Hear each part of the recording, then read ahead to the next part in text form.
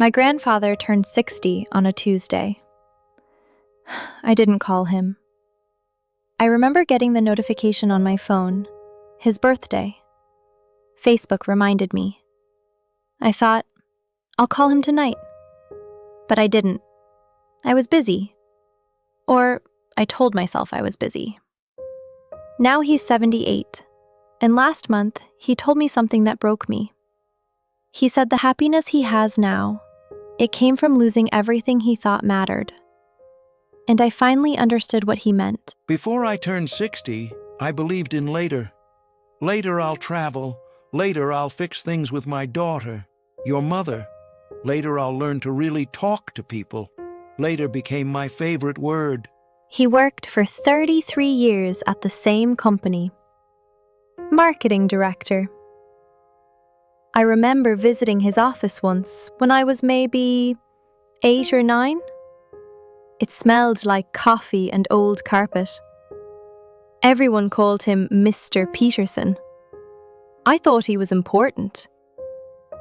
I thought that's what success looked like. A desk, a title, people who needed him. At 60, they gave me a cake. Vanilla with blue frosting. They spelled my name wrong. Everyone stood around for maybe 8 minutes. Then they went back to their desks. I drove home in silence. Your grandmother, Margaret, was already asleep. I sat in the kitchen with that leftover cake and I thought, this is it? He never told me that. He never told me how that day felt. When I asked him about retirement, he always said, "It's great. Finally have time for myself." But last month, sitting on his small apartment balcony, he told me the truth. Within 6 months, I stopped getting the morning texts. The inside jokes, gone. No one asked me to lunch. I wasn't fired. I retired. That was the plan. But what I didn't plan for, how fast people forget you when you stop being useful. I was 17 when he retired. I remember thinking, good for Grandpa. He deserves rest. But I didn't visit more. I didn't call more. I just assumed he was fine. He had Grandma. He had the house. He had time now. What did he need from me? I was 61 when I realized Margaret and I hadn't had a real conversation in years. We lived together, we shared a bed, but we stopped talking somewhere around, I don't know, maybe when your mother left for college, maybe earlier. I'd come home, she'd ask how my day was, I'd say fine. 30 years of fine. I saw them together at Thanksgiving. Grandma would cook. Grandpa would watch football. They'd sit on opposite ends of the couch. I thought that was just marriage. I thought that's what happens after 30 years. You run out of things to say. But that's not what happened. At 63, she told me she wanted to visit her sister in Oregon. 2 weeks. I said, okay. She left. And I didn't miss her. That's the part that scared me. I didn't miss her. Grandma came back different. I noticed it at Christmas that year. She laughed more. She talked about maybe taking a painting class. Grandpa just sat there, nodding, smiling when he was supposed to, but not really there. I didn't think anything of it. I was 19. I had finals. I had my own life. I was 65 when your mother stopped answering my calls. Not every call, just most of them.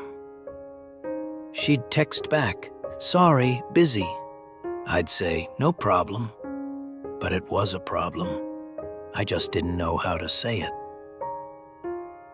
When was the last time I told her I missed her? When she was 7? 10? I can't remember. Mom doesn't talk about it much.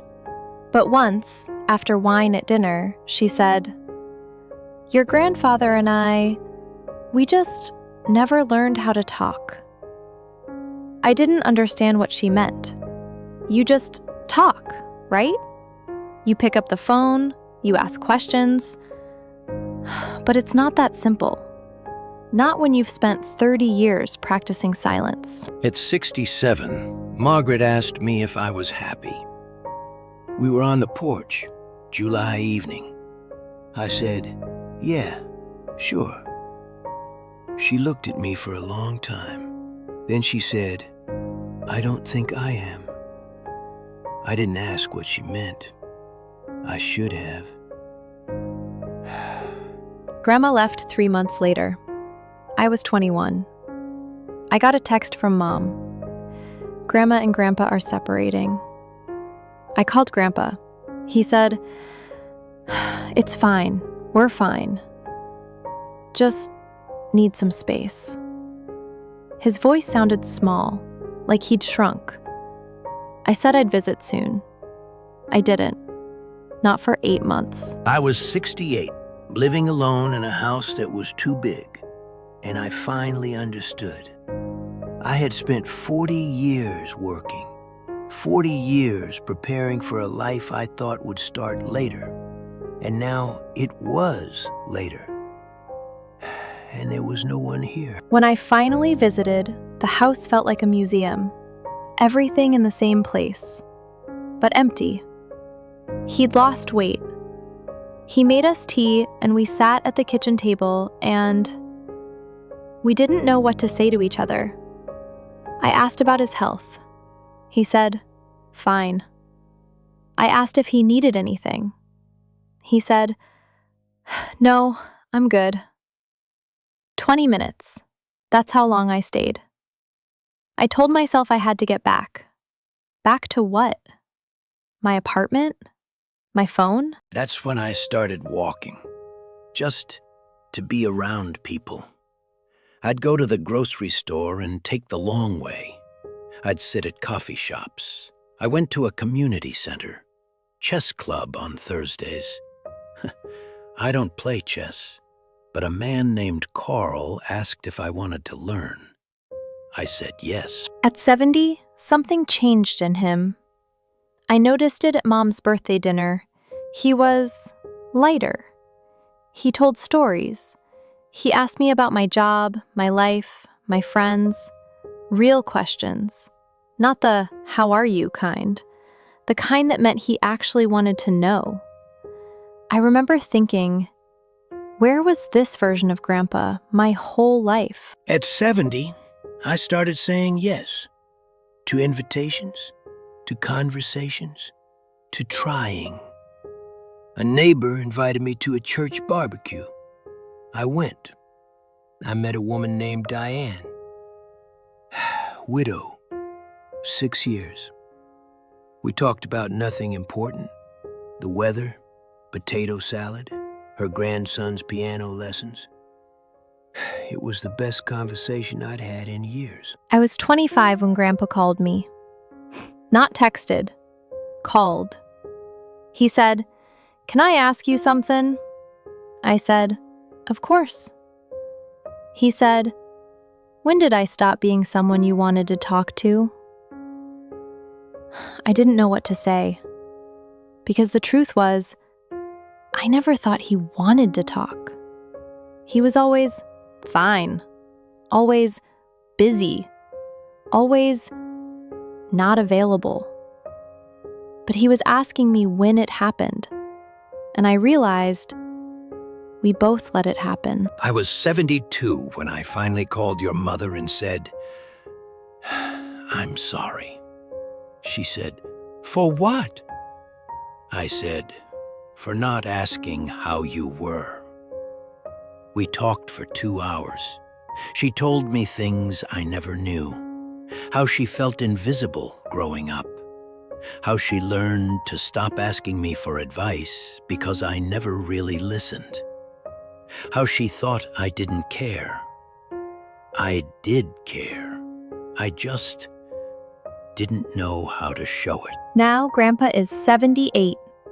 He lives in a small apartment, 1 bedroom, a kitchen he actually uses. He sees Mom once a month, sometimes twice. He plays chess with Carl every Thursday. He volunteers at the library on Tuesdays. He talks to Diane most evenings. And when I visit him now, we talk. Really talk. I'm happier now than I've ever been, but I'm also lonelier than I've ever been, because I know what I missed.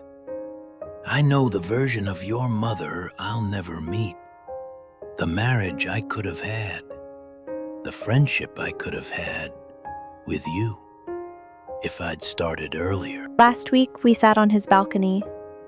He said, "You know what I regret most?" I said, "What?" He said, "Thinking I had time."